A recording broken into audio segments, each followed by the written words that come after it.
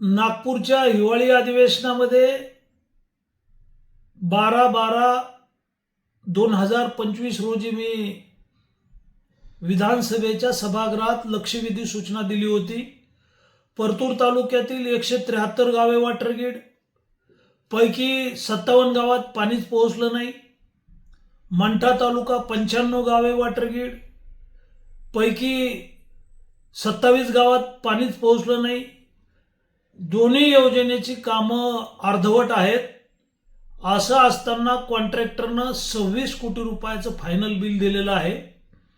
वॉटरग्रीडची योजना 4 वर्ष चालवण्याची जबाबदारी कॉन्ट्रॅक्टरची आहे।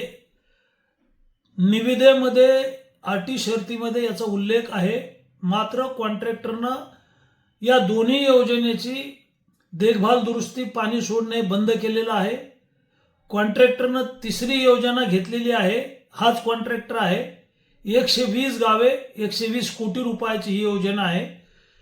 हे काम गेल्या 8 वर्षापासून रखडलेलं आहे। कॉन्ट्रॅक्टरला दररोज 40,000 रुपयाचा दंड आहे। मी हा विषय विधानसभेच्या सभागृहात मांडला। माननीय मंत्री नामदार गुलाबराव पाटील साहेबांनी सभागृहाला आश्वासन दिलं की 5 लाख लोकांची महत्त्वाकांक्षी योजना आहे आणि 2 दिवसात आम्ही पाणी सोडू। मात्र गुत्तेदारानं अद्यापपर्यंत पाणी चालू केलं नाही। कार्यकारी अभियंता, अधीक्षक अभियंता, मुख्य अभियंता यांना वारंवार पत्र दिलेली आहेत। सदस्य सचिवांना मंत्री महोदयांनी सूचना दिलेल्या आहेत की 2 दिवसात पाणी सोडा, मात्र अद्यापपर्यंत पाणी सुटलेलं नाही। सदस्य सचिवांच्या विरोधात मी हक्कभंगाचा प्रस्ताव आणणार आहे आणि सदस्य सचिवांची चौकशी करून यांना निलंबित करावं अशा प्रकारची मागणी सभागृहात करणार आहे। कारण 5 लाख लोकांच्या पिण्याच्या पाण्याचा प्रश्न आहे।